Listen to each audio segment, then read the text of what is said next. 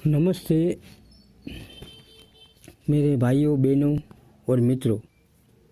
आप सब जीवन में आगे बढ़े, प्रगति करें और सुख शांति में रहे, यही प्रार्थना के साथ आज मैं आपको योग दर्शन के बारे में एक बात कहने जा रहा हूँ। तो सुनिए। चित्त अपरिणामी है। चित्त जब उसका आकार धारण करता है तब वह ज्ञानमय हो जाता है।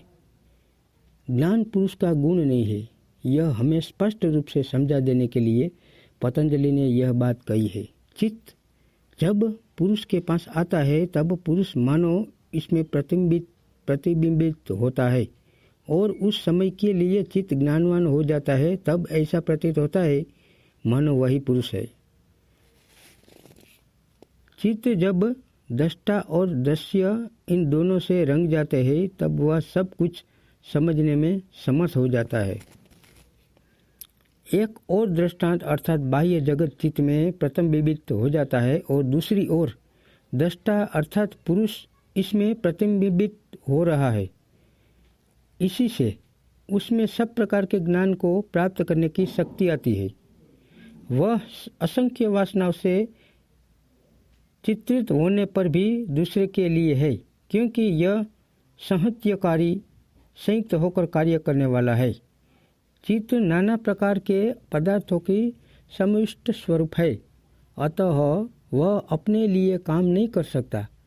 इस संसार में जितने संहत या मिश्र पदार्थ है सभी का प्रयोजन किसी अन्य वस्तु से है, ऐसी किसी तीसरी वस्तु से जिसके लिए वे पदार्थ इस तरह से संयत या मिश्रित हुए है। अतएव यह चित्तरूपी संहिता या मिश्रण केवल पुरुष के लिए है। विशेषदर्शी अर्थात विवेकी पुरुष के चित्त में आत्मभाव नहीं रह जाता। विवेक बल से योगी जान लेते हैं कि पुरुष चित्त नहीं है। इस समय चित्त विवेक प्रवण होकर कैवल्य के पूर्व लक्षण को प्राप्त करता है। इस प्रकार योगाभ्यास से विवेक शक्ति रूप दृष्टि की शुद्धता प्राप्त होती है। हमारी आंखों के सामने से आवरण हट जाता है और तब हम वस्तु के यथार्थ स्वरूप की उपलब्धि करते हैं। हम तब जान लेते हैं कि प्रकृति एक यौगिक पदार्थ है और उसके ये सारे दृश्य केवल साक्षी स्वरूप पुरुष के लिए है। तब हम जान लेते हैं कि प्रकृति ईश्वर नहीं है। इस प्रकृति की सारी संहति, सारे संयोग केवल हमारे हृदय सिंहासन में विराजमान राजा पुरुष को तो यह सब दृश्य दिखाने के लिए है। जब दीर्घ काल तक अभ्यास के फलस्वरूप विवेक का उदय होता है तब भय चला जाता है और सिर्फ कैवल्य की प्राप्ति हो जाती है। उसके विघ्न स्वरूप बीच बीच में जो विचार उत्पन्न होते हैं वे संस्कारों से आते हैं।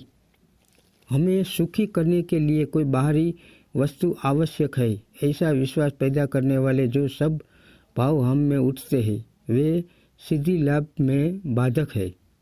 पुरुष स्वभाव से सुख स्वरूप और आनंद स्वरूप है, पर वह ज्ञान पूर्व संस्कारों से ढका हुआ है। इन सब संस्कारों का क्षय होना आवश्यक है। जिन उपायों से कलेशों के नाश की बात कही गई है इनको भी ठीक उन्हीं उपायों से नष्ट करना होगा। प्रसंख्या तत्वों के विवेक ज्ञान से उत्पन्न ऐश्वर्य में भी जिनका वैराग्य हो जाता है उनका विवेक ज्ञान सर्वथा प्रकाशमान रहने के कारण उन्हें धर्म मेघ समाधि प्राप्ति हो जाती है। जब योगी इस विवेक ज्ञान को प्राप्त कर लेते हैं तब उनके पास पूर्व अध्याय में